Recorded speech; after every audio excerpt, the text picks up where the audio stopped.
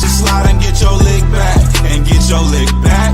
I feel like I'm JX. J-Way. I'm a perfectionist. Adderall got me restless. I'm gone. Run with a wild crew, they get reckless. Young boy, come up off that necklace. To the trends. See you, Lee, be the best.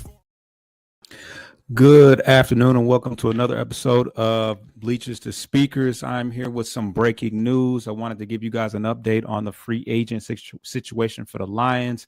It had a bit of an odd and awkward start to it. First with the re-signing of Marcus Davenport, a defensive edge that was injured for the majority of the year. They have decided to re-up with him, give him another shot. Very reminiscent of the Emmanuel Mosley situation where he was out the entire year and they brought him back again. Marcus Davenport appears to be a Dan Campbell guy, somebody that he believes in, and he feels that we can maximize his potential. The potential is there. It's just a matter of him staying on the field.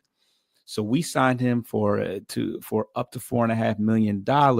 And the first thing I said was, well, that lets me know that we're definitely going to hold on to Za-darius Smith. So because why would we attempt to save $6 million and we nearly spent $6 million bringing back Marcus Davenport? And as soon as I said that, it came out that Za-darius Smith is being released, where we will now save, I think, $5.75 million on the cap, which was certainly a head scratcher. He was a guy that we leaned on as a impactful edge rusher with Aiden Hutchinson being out. He had 4 sacks as a Detroit Lion, 10 sacks on the year, and he had a very respectable 75 PFF rating on the entire season. He seemed to fit in like a glove. He seemed to enjoy his time in Detroit. He had, the whole Rasheed Wallace jersey situation. And he's a guy that actually resembled Rasheed Wallace. He seemed to be a match made in heaven for the Lions. And we had an opportunity to hold on to him for another year and see what he would look like paired with Aiden Hutchinson, but we've decided to go a different direction. Obviously, he was not in our future plans, although maybe we didn't have to worry about that so soon. But it looks like we are going to pivot and look at a different situation at the edge rushing position. I certainly don't believe that Marcus Davenport is going to be looked at as being the every down edge rusher opposite Aiden Hutchinson, but we will have to see. We still have a lot of guys. There's still a lot of guys left out there at edge rusher to be signed, and obviously we have a whole draft in front of us as well.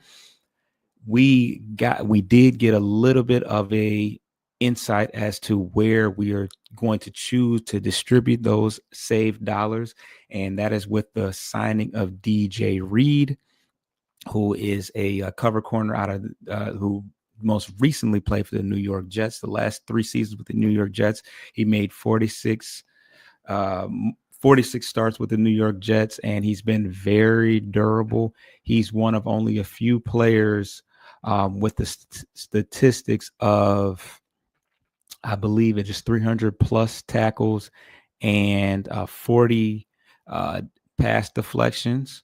So a guy that's not afraid to, a very role versatile type cornerback. He can play zone, he can play man, he can be physical at the line of scrimmage, he can run with the receiver, he's able to transition and make breaks on routes.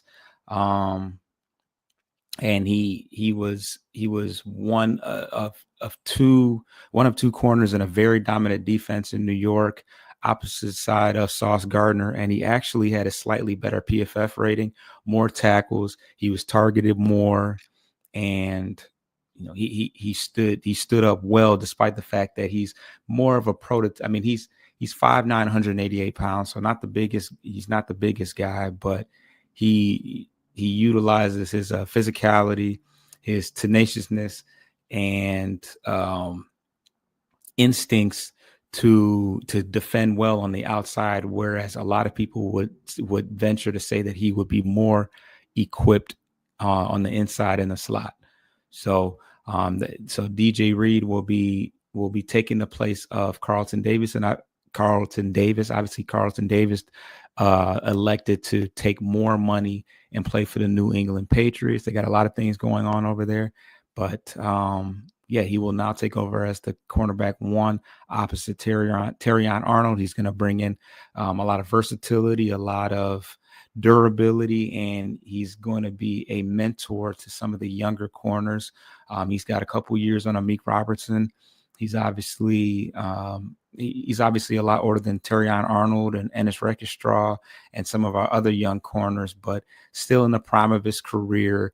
He's remained consistently in the top 10 as a cornerback. So no reason to believe that he's going to start to decline. But obviously the hopes is that Terrion Arnold continues to develop and can be that guy. He's a much, bigger, he's a much bigger corner, to say the very least. So he's very well equipped to go against your wide receiver ones. But I just wanted to give you a quick update on the updates free agency wise, and as more signings happen and or any type of movement, whether trades or anything else, stay tuned. We'll be giving you that information.